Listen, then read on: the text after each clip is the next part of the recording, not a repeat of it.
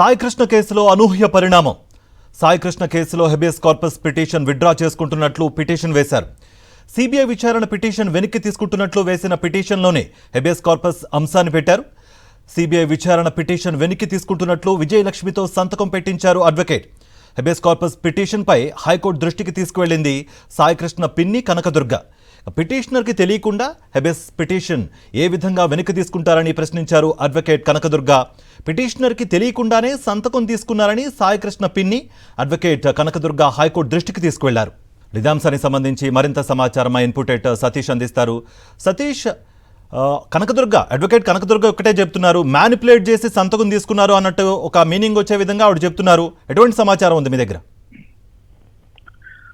సాయి కృష్ణ కేసులో ఊహించినటువంటి అనూహ్యమైనటువంటి పరిణామం చోటు చేసుకుంది. ఇది ఎవరు కూడా ఊహించినటువంటి పరిణామం. సాక్షాత్తు హైకోర్టులోని ఈ పరిణామం చోటు చేసుకోవడంతో హైకోర్టు న్యాయమూర్తి కూడా అసంతృప్తి వ్యక్తం చేసినటువంటి పరిస్థితి, ఆగ్రహం కూడా వ్యక్తం చేశారు. ముఖ్యంగా సాయి కృష్ణ కేసులో హెబియస్ కార్పస్ పిటిషన్, మొట్టమొదటి పిటిషన్ ఇది. హెబియస్ కార్పస్ పిటిషన్ వేసిన తర్వాత ఈ కేసు మొత్తం కూడా కదలిక జరిగింది. హైకోర్టులో గత 2 నెలలుగా ఇది విచారణలో ఉన్నటువంటి కేసు. అయితే ఇటువంటి హెబియస్ కార్పస్ పిటిషన్ ని కూడా వెనక్కి తీసుకుంటున్నట్టు ఒక పిటిషన్ దాఖలైంది.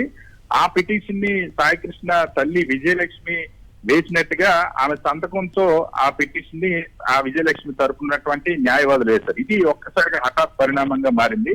అయితే దీనిపైన సాయి కృష్ణ తల్లి పిన్ని అయినటువంటి కనకదుర్గ, ఈయన స్వతహాగా కూడా అడ్వకేట్, ఈ కేసులో మొదటి నుండి హ్యూమన్ రైట్స్ దగ్గరికి సాయి కృష్ణ తల్లిని తీసుకెళ్ళడం న్యాయ పోరాటం చేసింది కూడా కనకదుర్గ. కనకదుర్గ చాలా స్పష్టంగా ఈ రోజు హైకోర్టు దృష్టికి ఒక సంచలన విషయాన్ని తీసుకొచ్చారు. అసలు పిటిషనర్ అయినటువంటి విజయలక్ష్మి తెలియకుండానే హెబియస్ కార్పస్ పిటిషన్ వెనక్కి తీసుకుంటున్నటువంటి పిటిషన్ దాఖలు చేశారు. ఇది మా అక్క విజయలక్ష్మి కూడా తెలియదు, పిటిషనర్ కి తెలియదు. ఇది ఏ విధంగా వెనక్కి తీసుకుంటారని అడ్వకేట్ కనకదుర్గ కూడా ప్రశ్నించారు.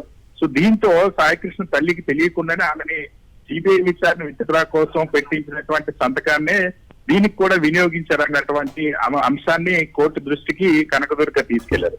దీంతో పిటిషనర్ తెలియకుండా హెబియస్ ను విత్డ్రా చేసుకుంటున్నట్టు పిటిషన్ ఎలా ఫైల్ చేస్తారని సాక్షాత్తు హైకోర్టు న్యాయమూర్తి కూడా ఆగ్రహం వ్యక్తం చేశారు. సంచలనమైనటువంటి కేసు, రాష్ట్ర వ్యాప్తంగా దేశవ్యాప్తంగా చర్చించిన కేసు, ఇటువంటి పనులు ఎలా చేస్తారంటూ హైకోర్టు న్యాయమూర్తి ప్రశ్నించారు.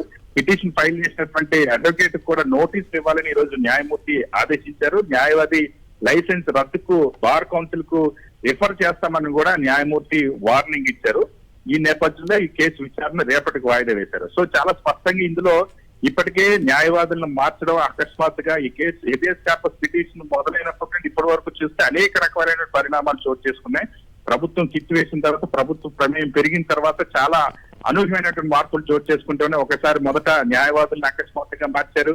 తర్వాత విజయవాడ కోర్టులు కూడా కేసులు ఉపసంహరించుకోవడానికి పిటిషన్ దాఖలు చేశారు. ముందేమో కోర్టులో విజయలక్ష్మి తల్లి పిటిషన్ వేసింది, తర్వాత ఏమో మేము కొనసాగిస్తా ఉన్నారు, మళ్ళీ ఏమో విత్డ్రా చేసుకున్నారు.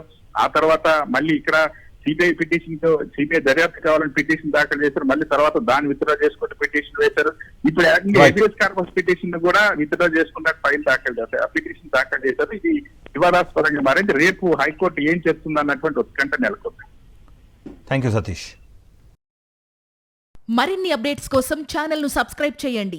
నోటిఫికేషన్స్ కోసం బెల్ ఐకాన్ పై క్లిక్ చేయండి.